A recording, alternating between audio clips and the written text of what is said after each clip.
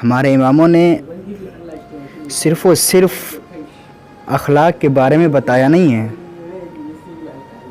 कि अखलाक के लिए तुम ऐसा करो नहीं, बल्कि इमाम ने, मासूमीन ने, अम्बिया अलैहिमुस्सलाम ने अखलाक करके भी बताया कि तुम्हें कैसे अखलाक से पेश आना है, तुम्हें अखलाक कैसे करना है। जैसा कि वाक़या मिलता है कि वाक़या करबला के बाद इमाम ज़ैनुल आबिदीन अलैहिस्सलाम मदीने में नहीं गए, बल्कि मदीने के बाहर खैमागाह लगा के रहते थे।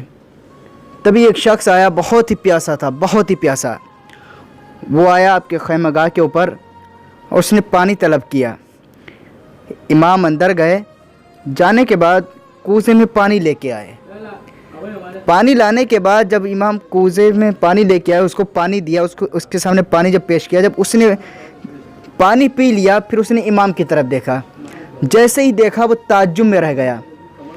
उसने कहा कि शायद लगता है कि तुमने मुझे पहचाना नहीं है। अगर तुमने मुझे पहचाना होता तो तुम मुझे पानी ना पिलाते।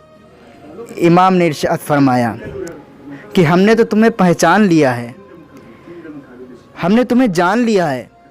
वो कहता अच्छा फिर मैं कौन हूँ?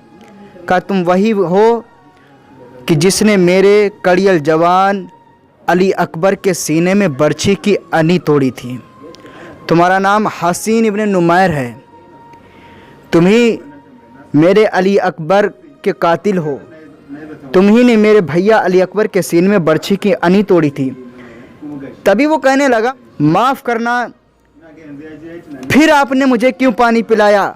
मौला ने इरशाद फरमाया कि वो तुम्हारा किरदार था, ये मेरा किरदार है, वो तुम्हारा अखलाक था, ये मेरा अखलाक है।